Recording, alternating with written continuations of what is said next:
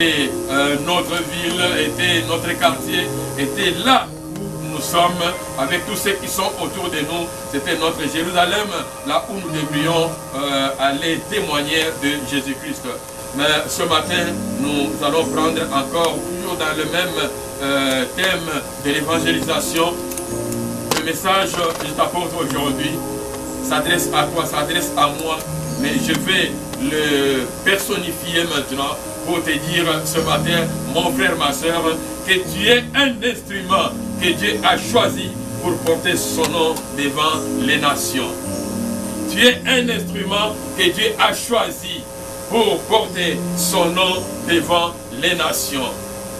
Tu es un instrument que Dieu a choisi pour porter son nom devant les nations. Nous allons prendre nos Bibles dans les Actes des Apôtres. Nous sommes au chapitre 9. Je vais lire à partir du verset 10 jusqu'au verset 22. Or, il y avait à Damas un disciple nommé Ananias. Le Seigneur lui dit, dans une vision, Ananias, il répondit, me voici Seigneur.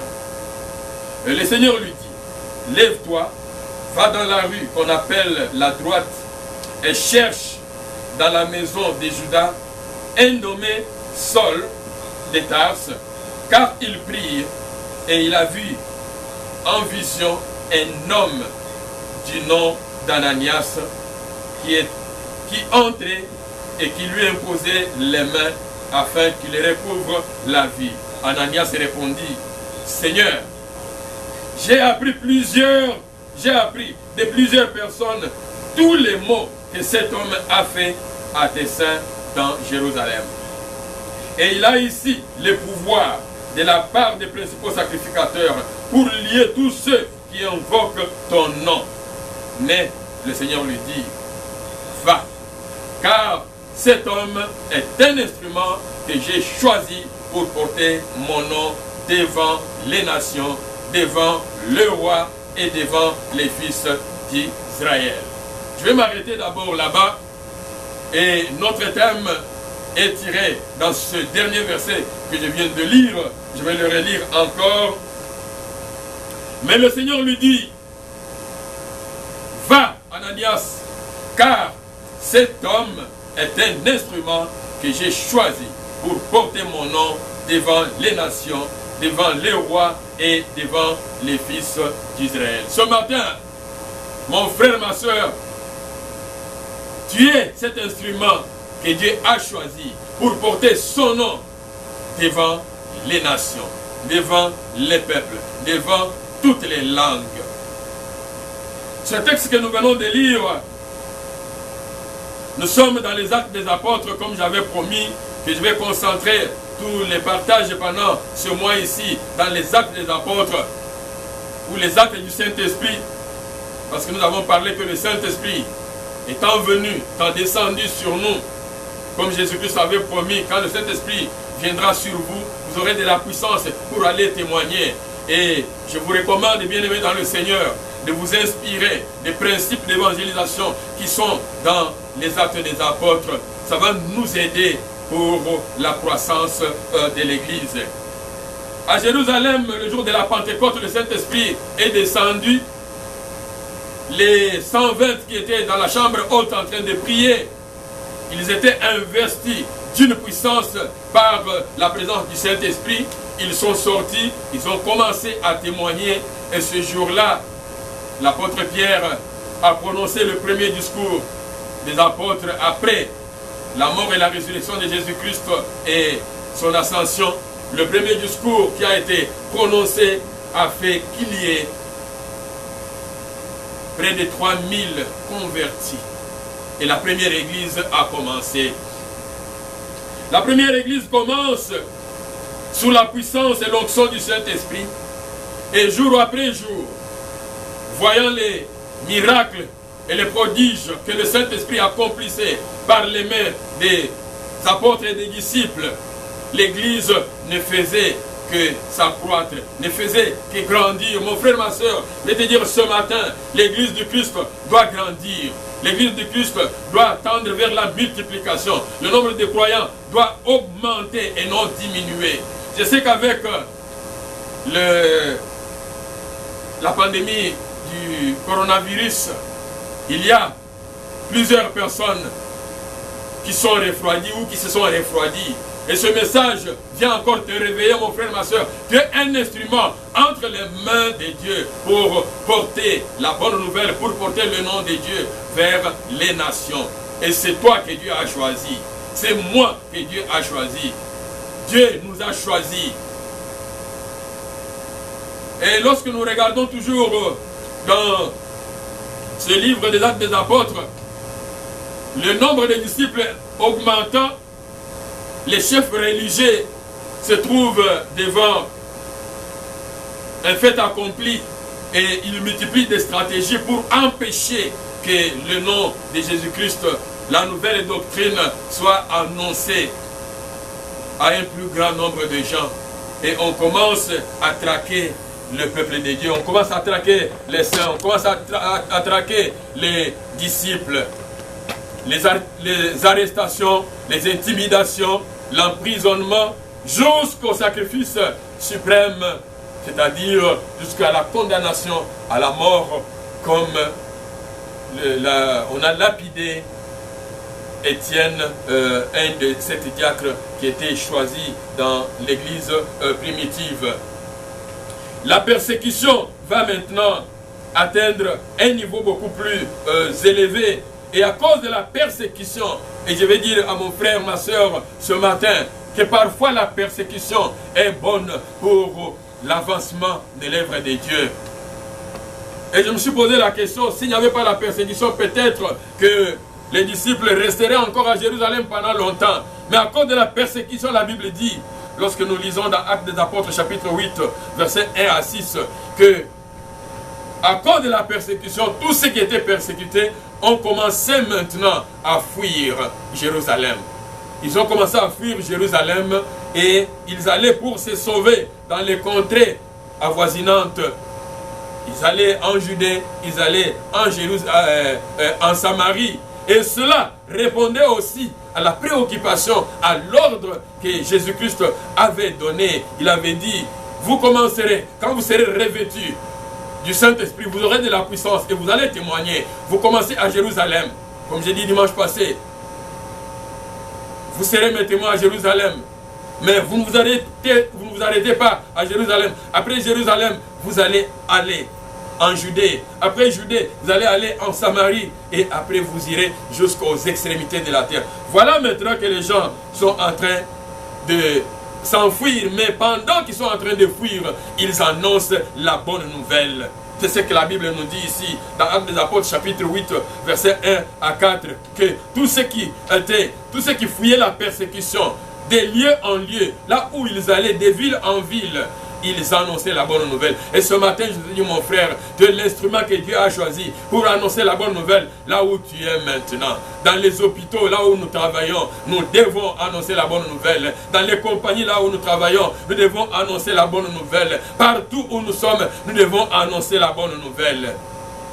La pandémie du coronavirus nous a empêchés de nous réunir ensemble ici, dans nos lieux habituels, mais il ne nous a pas empêchés d'ouvrir nos bouches chez nous, dans nos maisons, dans nos conforts, pour annoncer la bonne nouvelle.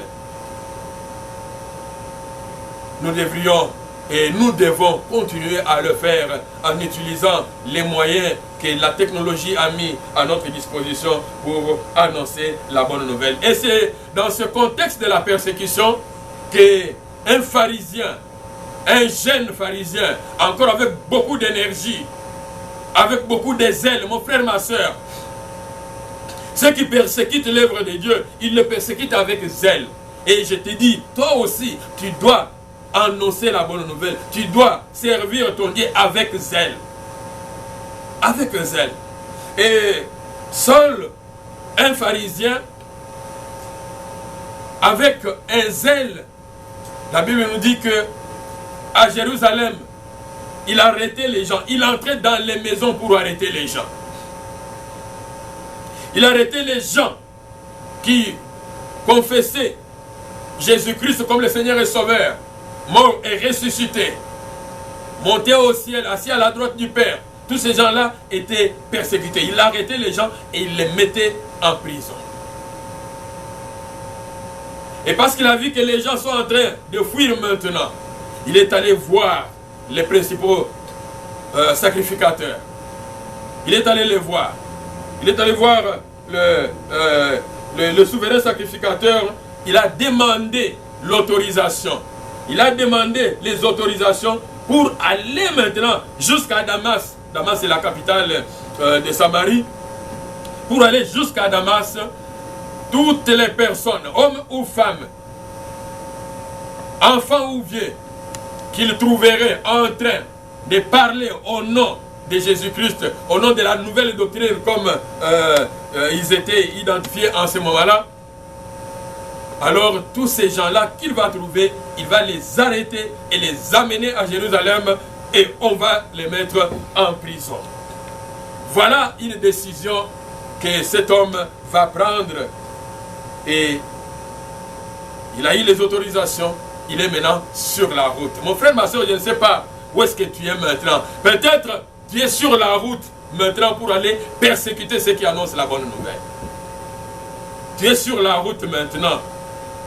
Tu es bien préparé pour aller empêcher ceux qui annoncent la bonne nouvelle. Avec parfois des critiques négatives. Tu es en train de séduire les gens pour qu'ils ne retournent plus à leur lieu de rassemblement en leur disant, mais écoute, tu peux rester à la maison, tu vas suivre les prédications. Parce que maintenant, il y a beaucoup de prédicateurs sur les réseaux sociaux. Mon frère, ma soeur, oui, il y a des prédicateurs sur les réseaux sociaux. Mais il faut savoir choisir. Mais je te dis, mon frère, ma soeur, l'Église, c'est l'affaire des uns et des autres. Et c'est Dieu qui a parlé plusieurs fois dans les Saintes Écritures. Il dit, les uns et les autres, les uns et les autres, nous devons nous mettre ensemble, nous devons nous réunir ensemble, nous devons revenir encore dans notre lieu, comme je l'ai dit déjà dans les annonces dimanche passé. Dimanche prochain, nous allons être ici. Nous n'aurons pas à nous faire encore des câlins comme d'habitude. Pour un moment, nous allons prendre encore la distanciation physique, mais nous allons nous voir et c'est une grande joie de nous retrouver. Alors, cet homme qui a pris une décision d'aller persécuter, d'aller arrêter les gens et les amener pour les mettre en prison sur la route, la Bible dit qu'une lumière venant du ciel, la lumière qui vient du ciel, c'est Jésus-Christ lui-même. La lumière venant du ciel va entourer cet homme. La lumière l'entoure et il entend une voix qui lui dit, Saul, pourquoi me persécutes-tu? Et il va répondre, il va poser la question, qui es-tu, Seigneur, que je persécute? Et la lumière va lui parler en lui disant, je suis Jésus que tu persécutes. Je suis Jésus que tu persécutes. Et cette rencontre spéciale, cette rencontre avec Dieu, cette rencontre avec le Fils de Dieu, cette rencontre avec celui qui change la destinée des gens, cette rencontre avec celui qui change les saisons. La saison de Saul a changé. Et cette rencontre est un point de départ pour le changement de la vie de cet homme, qui était un persécuteur, mais qui devient maintenant un instrument entre les mains de Dieu pour annoncer la bonne nouvelle à toutes les nations, à tous les peuples. Il devient le défenseur de la doctrine nouvelle qu'il était en train de combattre. Mon frère, ma soeur, ce matin, je te dis, tu as combattu longtemps cette bonne nouvelle. Toi qui m'écoutes maintenant, tu as assez longtemps combattu cette bonne nouvelle. Mais aujourd'hui, le Seigneur vient devant toi. La lumière du ciel descend sur toi. Et je prie que cette lumière descende là où tu es maintenant. Peut-être que tu n'y croyais pas. Mais ce matin, je sais que tu vas croire. Tu vas croire. Et c'est ce Jésus-là que tu persécutais. Parce que lui, il t'aime. Il vient te rencontrer. Il vient te rencontrer dans ta maison. Il vient te rencontrer sur ta route. Il vient te rencontrer même dans ton lieu de travail. Et il vient te parler maintenant. Il te dit, c'est moi Jésus que tu persécutes. Et il te dit ceci, tu es un instrument que j'ai choisi pour porter la nouvelle, la bonne nouvelle aux nations. Ce récit de la conversion de Saül, qui va même changer son nom de Saül en Paul, ce récit nous donne beaucoup de leçons. Et je vais très rapidement vous donner quelques leçons que je tire de la conversion de Saül. La première leçon que je tire de la conversion de Saül est que Jésus est notre partenaire dans la mission d'évangélisation. J'avais dit autrefois que le Saint-Esprit était notre partenaire incontournable. Mais nous avons encore un autre partenaire incontournable, c'est Jésus-Christ lui-même. Il est notre partenaire incontournable dans la mission d'évangélisation. Voilà que Jésus, et quand nous regardons même depuis qu'il était encore sur la terre, il a évangélisé, il a gagné plusieurs âmes. Il a changé ceux qui étaient les pêcheurs des poissons, qui sont devenus les pêcheurs des hommes. Il a fait cette mission-là et il continue à le faire et il le fait encore et il le fera. Il a dit dans l'ordre qu'il a donné aux disciples dans Matthieu chapitre 28, verset 20, la dernière partie du verset 20 dit ceci: et voici, je suis. Il n'a pas dit je serai. Il dit et voici, je suis avec vous tous les jours jusqu'à la fin du monde. Jésus est avec nous. Lorsque nous allons dans l'évangélisation, sachez bien que Jésus est avec nous. Jésus est avec toi. Jésus est avec moi. Le Saint-Esprit est avec toi. Le Saint-Esprit est avec nous. Parce que Jésus est avec nous. Le Saint-Esprit est avec nous. Mon frère, ma soeur, tu dois prendre le courage de t'élever et d'y aller. Parce que tu es l'instrument. Deuxième leçon que je tire est que lorsque nous allons évangéliser, lorsque nous allons apporter la nouvelle, la bonne nouvelle aux hommes et aux femmes, aux nations, nous devons leur donner des directives précises. Un nouveau converti, on doit lui donner des directives précises qui doivent lui permettre de s'orienter, d'avancer. Saül a posé la question à Jésus: qu'est-ce que je dois faire maintenant?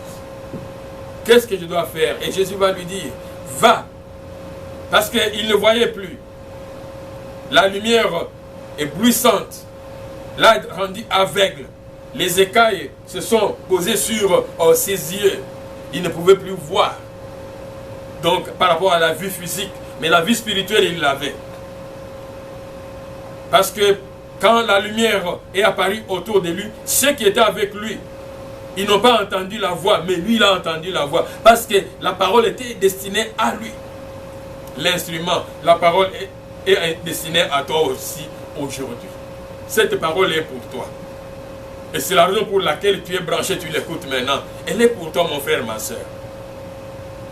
Et tu la partageras aussi avec d'autres. Donc, il faut donner des directives. On leur a donné des directives que nous pouvons voir à partir du verset 7 jusqu'au verset 8. On leur a donné des directives très précises. Va là-bas, reste là-bas et prie. Et il est allé dans cette maison-là. Et il a commencé à prier là-bas. Et troisième leçon que je donne ici, que je trouve ici, est que les nouveaux convertis, nous devons prendre soin de ces nouveaux convertis. Prendre soin par le baptême, prendre soin par les enseignements. Jésus a dit: allez, faites de toutes les nations des disciples, les baptisant et les enseignant à observer ce que je vous ai prescrit. Et c'est ce que Jésus a fait ici. Parce qu'il est aussi notre modèle, il est notre pédagogue, notre enseignant. Il est pédagogue ici. Et il va dire à un certain Ananias, un autre disciple qui était à Damas, il dit à ce disciple-là: va à tel endroit. Et puis, c'est encore avec précision. Tu vas trouver quelqu'un qui est en train de prier là-bas. Et il a vu une vision. Et dans la vision, il t'a vu venir prier pour lui.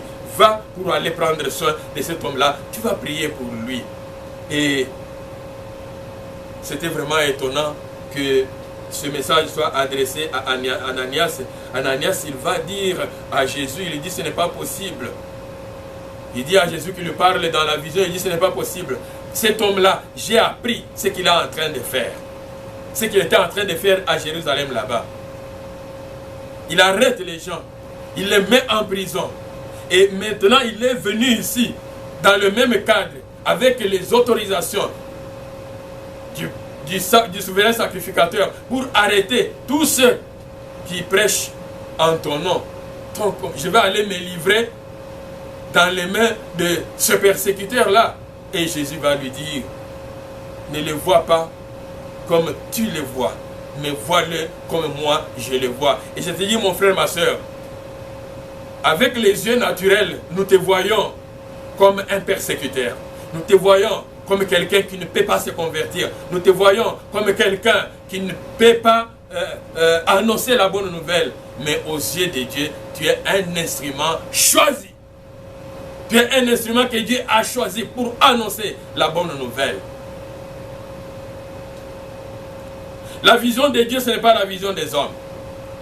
Et ce matin, je suis en train de dire à quelqu'un, toutes les personnes que tu vois autour de toi, tes collègues de travail, tes amis, tes collègues, tes camarades de l'école, toutes les personnes que tu vois, commence maintenant à les regarder selon la vision de Dieu. Et non selon ta propre vision. Parce que selon ta propre vision, tu vas te dire, celui-là, il ne peut pas se convertir. Celui-là, il ne pourra pas accepter la parole. Mais je te dis, Dieu est avec toi, Jésus est avec toi, le Saint-Esprit est avec toi. C'est le Saint-Esprit qui va préparer le cœur. Ce cœur, cet instrument a été déjà choisi par Dieu, préparé par Dieu. Donc Ananias allait tout simplement accomplir certaines formalités administratives. Et il a obéi.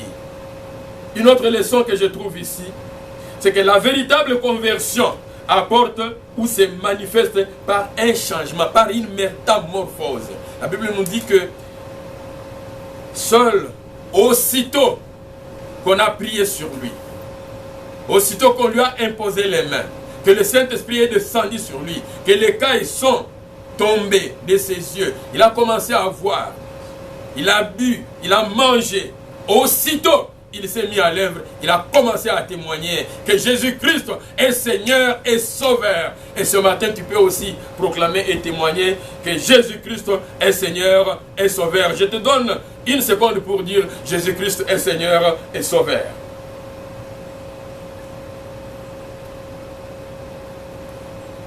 Et tu peux me le dire encore en disant Jésus-Christ est mon Seigneur et mon Sauveur.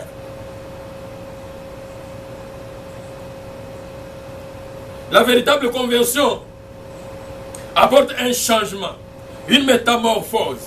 C'est-à-dire que tu passes de l'état des vieils hommes à l'état d'un homme nouveau, d'une nouvelle créature.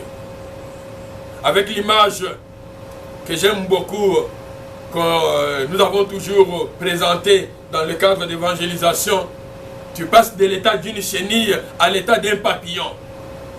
Ça, c'est la métamorphose. Un changement total. Tu changes. Mon frère, ma soeur, peut-être tu es venu au Seigneur. Tu t'es converti il y a des années et des années. Mais quand on regarde ta vie, tu es toujours chenille. Tu n'es jamais passé à l'état des papillons. Tu es resté toujours chenille. Non, ta conversion n'est pas véritable. Tu dois changer. Ça doit changer. Il persécutait et maintenant, c'est lui le défenseur. Quand je parle ici d'un véritable changement, c'est que tu dois passer d'un état à un autre. Tu étais dans l'idolâtrie. Mais tu ne viens pas au Seigneur, tu restes toujours dans l'idolâtrie. L'idolâtrie sous toutes les formes. Il y a plusieurs formes d'idolâtrie. Il y en a qui adorent les hommes, il y en a qui adorent les statues, il y en a qui adorent les images, il y en a qui adorent certains modes. Mais je parle ici de l'idolâtrie sous toutes ses formes, mon frère, ma soeur. Ça doit tomber. Ce sont les écailles qui doivent tomber dans ta vie.